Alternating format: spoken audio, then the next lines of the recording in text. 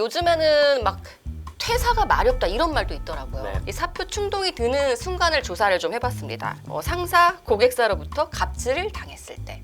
제가 얘기하는 역할론이라고 하는 건 이제 그 사람이 퍼부은 건 나에게서 퍼부은 게 아니라 하필 그 자리에 이 대리가 그 자리를 지키고 있던 대리가 들은 거예요. 창고에 만약에 사장님이 앉아 있었어도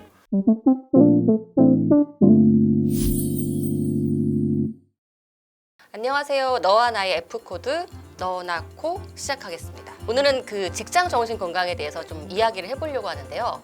그 많은 직장인들이 요즘 병원에 찾아오시거든요. 이 분야에 굉장히 전문가 분을 어렵게 모셨습니다.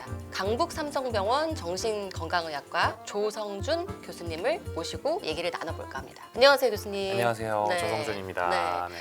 우리 교수님 한번 간단하게 소개 좀 부탁드릴게요. 네. 저는 이제 정신건강의학과 전문의이고요. 항상 정신건강이 중요하다 주장하면서 사는 정신건강 지상주의자고. 그러니까요. 그 말 좋은 것 같아요. 네. 정신건강 지상주의자. 저도 사실 그렇긴 한데요. 네. 오늘은 직장인에 대해서 이야기를 해볼 텐데 직장인이라면 누구나 사표를 가슴에 묻고 산다라는 말이 있는데 그 요즘에는 막 퇴사가 마렵다 이런 말도 있더라고요. 네. 들어보셨어요? 엄청 많이 들어봤죠. 아, 그래요? 환자들 진료실에 오셔서도 많이들 얘기하고요. 사실 저도 그렇기도 하고. 직장 생활에 굉장히 괴로움을 갖고 병원에 오시는 분들이 굉장히 많습니다. 직급이 낮은 분도 있고 또 굉장히 직급이 높은 이런 분도 많이 있으신 것 같아요. 각자 고민은 되게 다르더라고요. 그래서 저도 어떤 솔루션이 있을까 항상 고민을 많이 해봤는데 그 직장 생활에서 생각보다 충동적으로 그냥 사표 내버려야겠다 생각을 해본 적이 있느냐라는 답에 한 몇 퍼센트 대답했을까요? 100%일 것 같은데요. 그렇죠. 저도 이게 100%가 안 나온 게 좀 이상하긴 해요. 네네네. 이게 82%가 나왔거든요. 아니 저는 왜냐하면 제가 다녔던 모든 직장에서 한 번씩 내보고 싶었거든요. 그쵸? 네네네. 저는 퇴사를 몇 번 했잖아요. 네, 저는 네. 사표를 몇 번 써봤기 할 때문에 때마다 또 좀 쾌감이 있고 아시죠? 쾌감이 좀 있죠. 네. 또 아픔이 또 있습니다. 네, 쉽진 않아요. 근데 막 쓰면 안 돼요. 네. 그 중에서 이 사표 충동을 유발하는 가장 큰 상대, 가장 1, 2의 상대는 우리 요즘 오피스 빌런이라고 하는 직장 직속 상사입니다. 이 직속 상사 때문에 이제 열받는 경우가 많은데, 네, 그거는 뭐 살면서 경험 다 해봤잖아요. 그렇죠. 이게 사실은 근데 뭐 예를 들어서 우리가 인생에서 제일 힘든 시기 몇 개 꼽으라 그러면 남자는 군대 많이 꼽잖아요. 군대. 제가 군병원에서 군의관 3년 했는데 3년 동안 진료하면서 훈련이 힘들다고 온 사람은 거의 못 본 것 같아요. 아, 그렇죠. 제일 힘든 게 누구냐 물어보면 선임이거든요. 아, 맞아요. 대인 관계가 힘들고 이제 특히 뭐 군대는 일하고 끝나고 숙소가도 있고 뭐 가서 축구 공차하려고 그래도 옆에 있고 밥 먹으려고 그래도 옆에 있고 이제 내내 이제 붙어 있는 게 사실 힘들어서 그런데 결국엔 선임과의 관계가 사실 제일 문제인 것 같아요. 그러니까 직장도 마찬가지겠죠. 대인 관계가 항상 제일 힘들고. 그다음에 선임 다음으로 고객 그리고 동료였어요. 동료. 네. 동료도 힘들죠. 네, 동료도 네. 있을 수 있고. 그러니까 이게 우리가 같은 회사에 다녀. 네. 매일 얼굴 봐야 돼. 네. 근데 난 얘가 싫어. 네. 안 맞아. 네. 근데 매일 일을 해야 돼. 네. 어떻게 해야 돼요? 진짜 미칠 노릇이잖아요. 쉽지 않죠. 어떻게 쉽지 보면 않죠. 저도 이제 나이라는 사람 알고 지낸 지 뭐 10몇 년 됐는데 아마 같은 직장에 한 번도 안 다녔기 때문에 이 정도 거리 유지하고 사는 걸 수도 그게 있어요. 중요해요. 네. 그러니까 이 얘기를 하고 싶었던 거예요. 어느 정도 거리가 있어야 되는데 직장에서 매일 보면 부닥치는 시점이 없을 수가 없잖아요. 맞아요. 거리 조절이 되게 중요한 것 같아요. 그래서 이게 그래서 퍼스널 스페이스라고 하는 개념이 있어요. Personal space. 네, 심리학에서 나오는 용어인데 그건 물리적 거리랑 심리적 거리를 섞어 놓은 거거든요. 한 4단계 정도로 나누는데 예를 들면 가족이나 연인은 우리가 포옹을 해도 이상하지 않잖아요. 친구 정도는 어깨 동무 정도는 하거나 나란히 옆에 걸었을 때 네. 어색하지 않은 사이. 네. 그 다음 단계는 이제 옆 테이블에 앉아 있을 때 어색하지 않은 정도. 옆 테이블에. 아니면은 뭐 이런 1대 다수의 뭐 예를 들면 내가 배우고 강연자고 무대에 있는 정도의 거리. 이게 사실은 심리적인 거리랑 물리적인 거리를 뭐 1.5m 뭐 이렇게 쭉쭉 나눠 그러네요. 놓긴 약간 했거든요. 비례하는 게 있네요, 확실히. 네, 근데 이제 직장을 다니다 보면 이제 그런 빌런들의 특징이 뭐냐 하면 사실은 우리는 옆 테이블에 이렇게 앉아 있어도 약간 말랑한 사이이거나 아니면 우리 팀장님 정도 되면 1대 다수의 거리가 그쵸. 내가 생각하는 거리인데 단소리하거나 중요한 일 부탁할 때 하면 1단계로 들어와서 이제 허각하니까 이제 문제가 생기는 거거든요. 꼭 나쁜 마음은 아니에요. 이게 또 어려운 게 그 치료자로서 이야기를 듣다 보면 실제로 그런 조언을 해주는 입장에서도 후배랑 그 관계를 좋게 하기 위해서 도움을 주기 위해서 얘기를 하는 경우가 많은데 막상 당하는 사람 입장에서는 그게 기분 좋은 경우가 생각보다 많이 없다는 얘기죠. 팁을 드리고 싶은 거는 이게 선임이라 하더라도 또 후배들이 눈치 보일 수가 있거든요. 나는 좋은 의도로 이런 조언을 해주고 싶은데 뭐 하면 꼰대 될 것 같고 근데 실제로 꼰대가 되거든요. 그러니까 이게 일에 대해서는 일만 지적하고 그 사람이 뭔가 이 개인적이거나 감정적인 것은 지적하지 않았으면 좋겠어. 건드리지 않았으면 좋겠어. 그렇죠. 그게 그거 되게 굉장히 중요한 것 중요하죠. 같아요. 굉장히 중요하죠. 네. 또 한 가지는 이제 막 우리가 이제 대화의 이제 스킬에 대한 건데 직장에서 사실 상사들이 가져야 되는 개념 중에 하나는 1대1에 대해서 커뮤니케이션에 되게 능한 스킬이 되게 중요하거든요. 그리고 거기에 1번 제일 중요한 건 경청. 경청. 일단 들어줄 자세가 돼야 되는데 그게 안 되는 게 사실은 뭐 문제죠.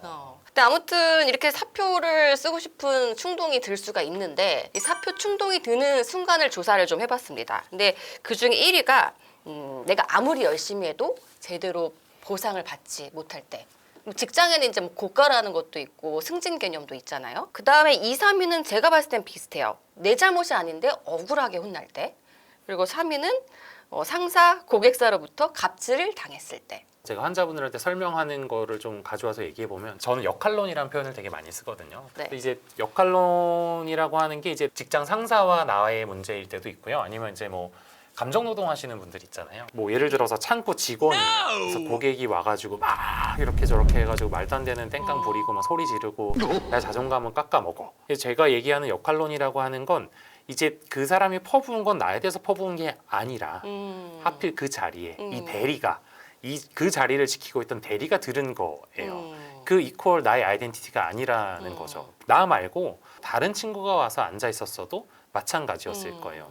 제가 이거를 인턴 때 되게 많이 써먹었었거든요. 아무리 까여도 나는 인턴이기 때문에 까이는 거다. 그쵸. 이런 생각을 했다는 그렇죠. 거죠. 이게 어떻게 보면 정신승리일 수도 있는데 자기 합리화. 이런 거예요. 그러니까 막 동기들 얼굴을 하나씩 떠올려요. 이제 네. 뭐 우리 1등 동기 얼굴도 떠올려보고 이랬으면 안 혼났을까? 누가 거기 있었어도 한 소리 들었을 것 같고 혼났을 것 같고 그냥 내가 여기 있었던 거지. 그래서 한 소리를 들은 거지 저 사람이 인간 조성준에게 한 말은 아니다. 이거를 되게 구별하려고 되게 노력을 했었고 아까 얘기로 잠깐 돌아와서 그 창고에 만약에 사장님이 앉아 있었어도 그렇죠. 혼났을 당하는 거예요. 거지. 당했을 거예요. 그런 면에서 이제 역할론이라고 하는 거는 이제 그 인간 나에 대해서 한 건 아니다. 직장에서 집보다 오래 있거든요. 대부분 사람들은 너무 내 정체성을 직장인에 올인하지는 말자. 저도 항상 이 얘기를 좀 해드리고 싶더라고요. 그래서 이런 충동이 들 때 어떻게 해야 될까 고민인데 우선은 뭐 사실 솔직히 직장은요 목적이 있기 때문에 돈을 받아야 해서 가야 돼요. 예, 좀 더럽지만 참고 가야 됩니다. 그것도 뭐 능력이죠. 우리가 해야 돼. 그래서 이제 통장을 잘 확인해 본다. 이제 월급 명세서 본다. 또 금융치료 받는다. 뭐 이거 중요한데 그거 말고 좀 근본적으로는 어떻게 할 수 있을까요? 저는 환자분들이 그런 말씀하실 때 충동적으로 퇴사 결정하지 말고 이 회사에서 일단 얻어낼 수 있는 거 다 그거 중요하죠. 얻어내보자. 뽑아낼 수 있는 거 뭐 있냐. 그럼 뭐 이런 시스템에서 뭐 배울 수 있는 게 뭐가 있는지. 정말 중요한 얘기 아니면 같아요. 이런 후진적인 게 있으면 이런 건 하지 말아야 되는구나. 이런 거는 정말 지양해야 되는구나. 이럴 때 사람들이 힘들어하기도 하는구나. 이런 건 나랑 안 맞는구나. 이런 거라도 배울 수가 있거든요. 그러니까 어느 직장에 가 있든지 간에 의미가 있어요. 그 있죠. 의미를 보지도 않고 바로 사표를 쓰지는 않았으면 좋겠다. 그러면서 사실은 뭐 다음 스텝을 준비하거나 넥스트 스테이지를 준비하거나 다른 분야에 대해서 준비를 한다거나 네. 그런 걸 좀 찾아봐야 돼요. 이 회사에서 얻어낼 수 있는 건 내가 다 얻어냈는지. 네. 근데 이제 이게 다 아니다.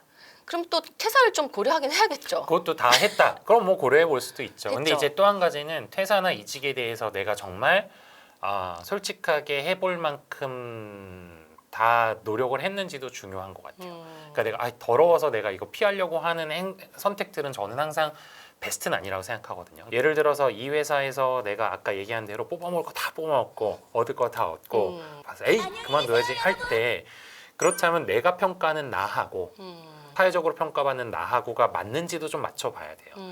그리고 예를 들면 회사에서 얻는 즐거움이 요만큼이면 사실 다른 데서 즐거움 찾아도 돼요. 근데 아무튼 이런 충동이 막 들 때 제일 이제 심한 게 자존감. 자존감 깎이는 거, 그리고 보상을 제대로 못 받는 거, 두 개가 저는 핵심이라고 생각하는데 이 자존감을 이제 직장 생활에서는 뭐 자존감보다는 자기 효능감이라고 표현한다면서요. 네, 그러니까 뭐 동의어라고 보기는 뭐한데요. 그러니까 뭐 저는 환자들을 보거나 이런 데이터들을 뽑아보면 사실 자기 효능감이라는 단어를 쓰는 게 더 적절해 보일 때들이 좀 있어요. 어려워요. 좀 조금 구체적으로 얘기해 주신다면. 그러니까 내가 어떻게 쓰이고 내가 잘 쓰였을 때 거기서 오는 좋은 느낌인 거죠. 맞아요. 네네네. 이것도 되게 중요한 개념인 게 제 생각에는 이 자기 효능감이라는 단어가 직장인들이 꼭 알고 계셔야 될 이유는 아까 얘기한 것처럼 자존감은 얘가 나를 뭐 싫어해? 얘가 나를 지적했어? 그러면 내 전부가 무너져 내리는 느낌일 텐데 자기 효능감은 내가 뭐 인사 3팀에서 아니면 뭐 정부 2팀에서 효능감이 떨어질 뿐인 거죠. 뭐 사실 부서를 바꾸면 좋아질 수도 있고 다른 회사를 가면 좋아질 수도 있고 내가 이 직장에서 부서에서 적절히 좀 쓰이지 못한다는 생각인데 그게 바뀔 수도 있는데 너무 자기 전체를 규정할 필요는 없는 것 같아요. 맞아요. 자기 맞습니다. 효능감 네. 네, 아주 중요한 얘기인 것 같고요. 그쵸. 자기 효능감이 떨어졌을 때 어떻게 좀 올리면 좋을까요? 일단은 자기 효능감이라고 하는 개념이 나오는 부분이 지점이 이제 번아웃하고 관련된 지점에서 나오기도 하거든요. 번아웃을 좀 요약을 해보면 우리가 번아웃이라는 용어 굉장히 많이 쓰고 하얗게 불태웠다 뭐 되게 뭐 이렇게 대충 개념은 알듯 말듯 한데 사실은 좀 더 좁혀서 구체적으로 보면 처음에는 일을 막 열정적으로 하던 사람이 너무 오버페이스해서 에너지가 그냥 다 이렇게 다 꺼져버린 거예요, 연료가. 그래서 예전에는 이 일이 너무 좋고 사랑스럽고 자랑스러운데 이제 이 일이 시니컬해요, 이 일에 대해서. 잘 되든 말든. 그리고 내가 되게 지쳐 있어요. 지쳐 있는 상태, 아무것도 못하게 탈진, 소진. 거기서 나오는 게 이제 자기 효능감이거든요. 그럼 이 자기 효능감이 떨어져 있을 때는 거꾸로 생각하면 번아웃을 좀 리커버하면 어느 정도 좀 회복이 될 소지들이 좀 있죠. 그렇죠. 근데 이제 번아웃은 제가 아무리 살펴봐도 환자분들이랑 얘기해봐도 잘 쉬는 거 외에는 방법이 없어요. 그렇죠. 네. 네.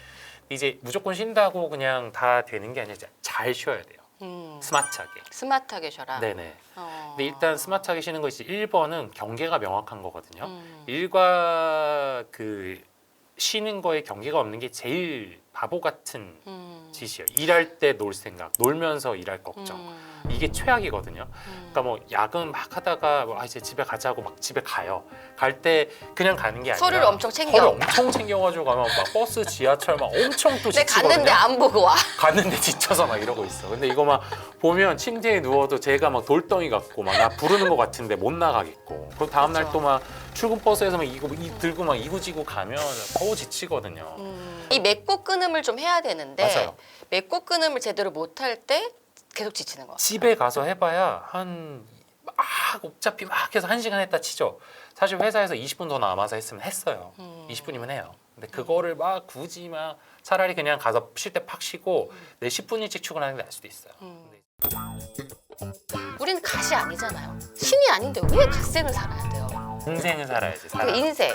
요즘에 이 고진감래라는 얘기가 있다고 해요. 고용해 주셔서 진짜 감사하지만 퇴사할 때는 뭐 어차피 안 볼 사람인데 뭘.